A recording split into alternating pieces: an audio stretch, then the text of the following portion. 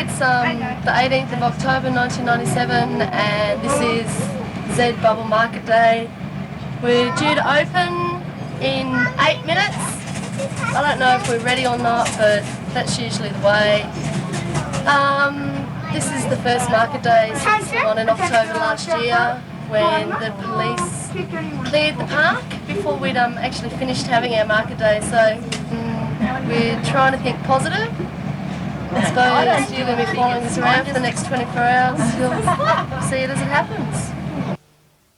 046 DK, there's some out of a job at Moscow Park or something's happening.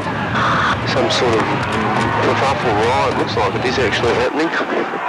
Police are moving in. I don't know what's going on. I'm proceeding down now.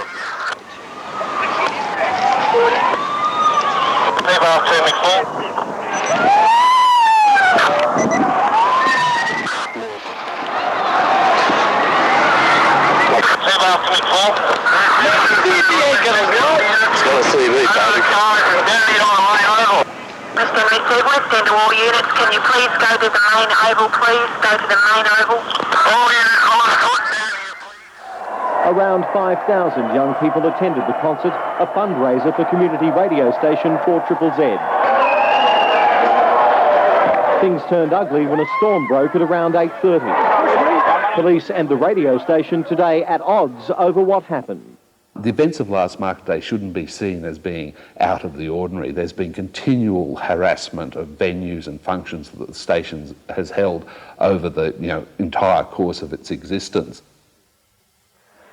Triple Z's been doing market days for 20 years. There was never a single problem at any market day until the police started showing up. Every single market day pre-one at Albert Park had never had a problem. There'd never been a single police officer at them. First market day where the police showed up, there was problems. There was problems exactly 5 minutes after the first officer drove onto the park. Well, it depends on what you call trouble. I mean, if police at an event like the market day and they see people that are breaking the law, whether they're smoking drugs or whether they're intoxicated, of course they're going to act. If the police aren't there and there's nobody arrested, they might call that not having trouble. But it's the police duty to take action when there's a breach of the law. There's never as many police anywhere else to start with. I was at the last big day out. I never saw a single police officer the whole day. I don't know anyone who did. You go to Livid, you go to any of the big day outs, you don't see police. You just don't see them. These are crowds that are 2, 3 and 4 times the size of market day. They don't have the number of police at them. If you compare the Livid Festival to the market day, particularly last year's, you'll see how an event can be properly organised, and the market day last year wasn't. The two people who were mainly responsible for organisation of the Cyberbanana Market Days, myself and Peter Roeda. At that point, we'd both been involved in the organisation of about 8 market days each. I think we knew what we were doing. There was extensive negotiation between the organisers of the event and the police who were going to manage the event from a police perspective, and to the best of my knowledge, everybody was satisfied with those negotiations over a period of several weeks. They agreed that they would not begin to clear the park without, unless I asked them to, or without giving us the proper time to be able to do it of our own accord without paid security. When issues got out of hand like they did that night, those security people aren't empowered to take the actions that are required to quell those sorts of disturbances, because there's a good chance that they may well fall into the category of being accused of assaulting patrons. The police bypassed those procedures at least 4 hours to probably before there was even one drop of rain. All the police on the ground on the job were well aware that there had been some sensible and cooperative negotiations between organisers and police for several weeks, and they were all briefed that their presence was to be a low-key presence and only to react in the extreme circumstances.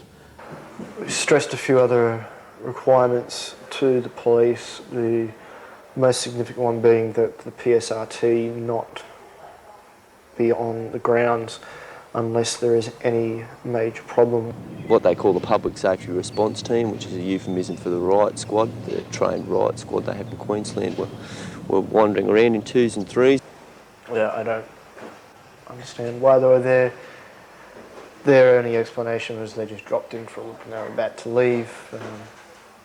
That was at 4:05. They never left the park.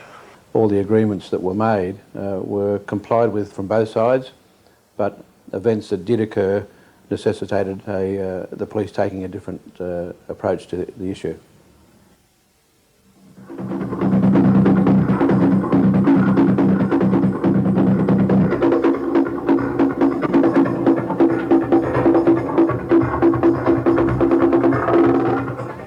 Well, it's 2:36 and everything seems to be going fine. There's a general call for assistance put out by the main police radio station and also by the West End police station for urgent assistance because they said that they were going to close the bar and clear the park. That's according to the police's own words. I don't know that they forcibly closed the event or dispersed the crowd. I do know that they arrested a number of people and I do know that they were set upon violently by a lot of the people present. We'd by this stage closed the bar. I requested the bar manager to close the bar and she subsequently did after we realised what was happening. Yeah, well I was behind the bar the whole time. I just watched from there. There was no way I was leaving. I was pregnant and I didn't want to go out in that. So I just stood and watched. I didn't know what else to do. Meanwhile, I'm still amazed at this, there were still people lining up with their tickets trying to get their last beers before the whole show finished. I'm serious about that. There were people still trying to get their beers. Oh, hurry up, man, before the cops get you. You know, sort of give us another six-pack. I don't know if it was for the purposes of missile throwing or getting your last grog in your guts before you end up in the watch house. I don't know. Some of those people were getting a bit cheeky. When the police horse was claimed to be stabbed, there was cans of urine thrown at the police and all sorts of things. That's a bit antagonistic. And so when those things happen, then there's going to be a reaction. And the thing was to get things under control. As I looked down this way, all I could see were two police horses going into a packed crowd of, it would have, in my estimation, been easily 1,000 people, more like 2,000 people. The stage just here, they were assaulted straight into the crowd, the two of them, and you just saw like it was like Moses in the Red Sea. You just saw the crowd just part like that, and I mean like for 500 metres as they ran into the crowd would part, and then there was this missile throwing cans getting thrown back at them. I think the police acted within the law, acted with restraint, and arrested offenders. A very unruly crowd, a crowd that was, as I said earlier, affected by alcohol and drugs. And if the police had not taken the action they did, they would have been criticised anyway. So they're really in a no-win situation, as we often are. I could see over the heads of the crowd. And as I saw again, the police horses go into the crowd, and I mean just run straight into them, very irresponsible. What if someone slips, you get a horse's hoof in your head? And also, how can you determine the guilt or innocence of any one person in the crowd, if they're an offender or not? That's really over the top, you know, as people have been trying to explain. Interestingly, I think about 72 charges were laid, or 72 people were charged. Of those 72 people, 4 didn't turn up at court, but 68 all pleaded guilty. So they must have been guilty of something. Yes, people did commit offences. Yes, there was a drug arrest. Yes, there were things that were happened, including a number of convictions for assault police. It is Triple Z's contention that they were based on flimsy incidents, and we have put evidence to the Criminal Justice Commission in a number of those matters. I think we had something like 21 police who were treated for injuries, ranging from a broken nose through to some lacerations. One police officer was in fact knocked unconscious and assaulted whilst he was on the ground and taken to hospital. Police don't like that, but they expect that will happen in those situations. As far as what I saw, the police of the party that made the unprovoked attack, the crowd responded. You know, I think as citizens of Queensland, they had every right to abuse people that they pay to protect them, and those people were doing the exact opposite of that. They were putting their lives in danger. The simple matter that the whole thing would have been taken care of a lot easier if people had simply followed the instructions. Police don't necessarily expect people to like the instructions, nor to want to comply with them, but it's a sensible attitude and the most reasonable approach is to follow those instructions when it's quite clear that police are trying to do their job as required under law and preserve public safety and order. And there was a potential danger of a lot of people getting unnecessarily hurt during that incident. It was very much a standard, police riot. The police went out of control, and it was just lucky that not more people were hurt. Police did not unlawfully assault anybody, but certainly, yes, there was some action taken by police to restrain people and to physically remove them from the park. And unfortunately, due to the reaction of the crowd, those actions became necessary. One of our staff ended up back at the tent with a split lip and great chipped tooth. He was bleeding, and I saw him bleeding and asked him what had happened, and he said that he'd come up to the front to ask what was going on and was king hit by a police officer. I was at the front of the crowd basically, and there was a cop in front of me. He was saying, move back, move back. I was walking backwards. I was always keeping eye contact with him at all times. He pushed me and I said, look, I'm moving backwards. And he said, don't talk back to me. I said, I'm not talking back to you. Next thing I know, I had a punch to my face. I asked him for his number. He refused to give it to me and kept pushing me backwards. I ended up giving up, didn't want anything else. Turned around and went back to my friends after that. The police were acting in accordance with their duty. No action's been taken against them by the CJC, and people are well aware that the CJC are no friend of the police. There's been some difficulty with the Criminal Justice Commission identifying police officers that night. They claim there were only 50 present. It did seem to be a lot more than 50 police officers, but of course those that may have felt they were identified or deemed to themselves that they could get away with it certainly weren't rostered on, and certainly didn't have badges and names showing, and certainly didn't felt that maybe they had committed some offences, weren't coming forward to the Criminal Justice Commission to report that. There was enough to fill a cordon line across the main oval at the park. Yeah, it was really, really scary being in that situation, having, a line of police in riot gear with plastic shields and batons banging their shields, pushing their way into a crowd. That's a fabrication, that one. That didn't happen at all. There weren't enough police at the scene to form a line and push them out of the park in any event. Police were outnumbered by a huge amount. Since then it's come out that the CJC has told me that there was only 50 police there on the night.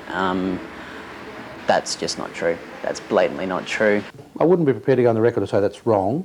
I'd have to do some research to absolutely say, but I'm happy to agree to somewhere between 30 and 60, but my recollections of the briefing notes and I was there, my recollection of what I saw was around about 30-odd police.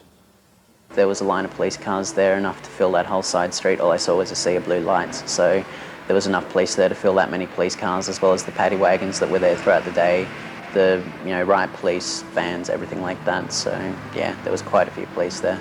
Not 50 police as they'd like us to believe.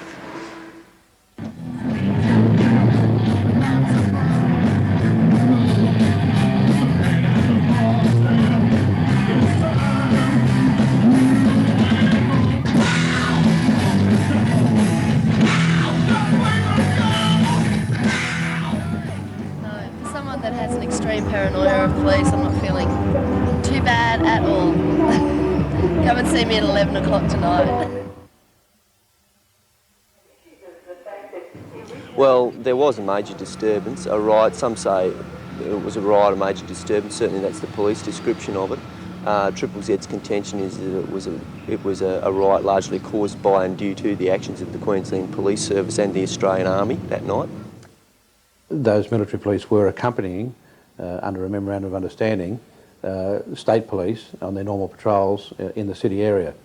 When that particular police unit responded to the call for assistance from Musgrave Park, the military police officers happened to be in that vehicle with them, and they went to the scene.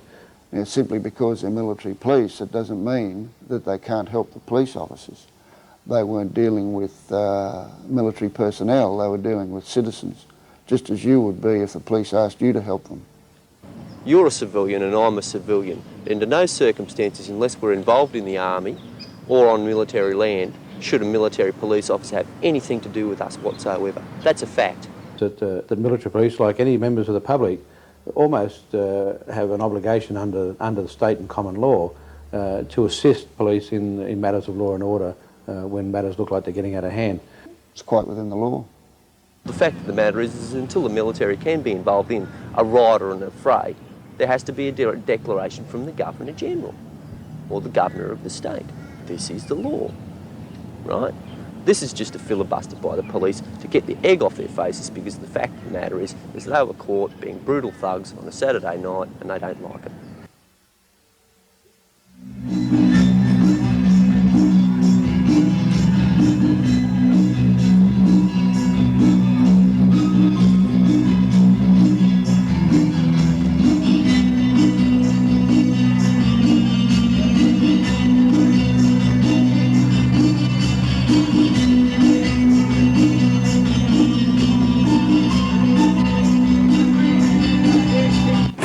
Ended without incident, and thank God we've broken that tradition of market day. I think the positive side of that is that people are realising that, you know, you've got to be organised, that you can't just expect, you know, that the government will leave you alone. And I think that, you know, some of the things that the community organisation that has been happening in the last year is sort of, you know, a very positive thing that came out of it. I mean, you know, when there's a clampdown, I mean, the next thing that happens is there's a reaction and people get their act together. So, in a way, you know, I think we should thank the Queensland Police Force for, you know, reactivating the left and progressive forces in Brisbane. Thank you very much.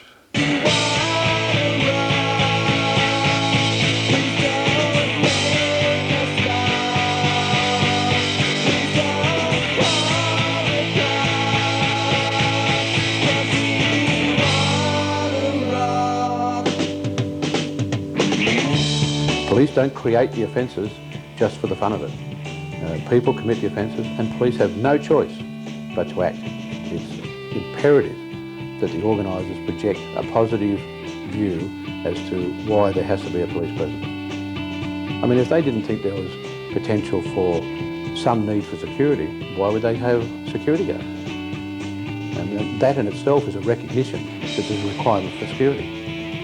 And what better security can you have than a properly constituted police service?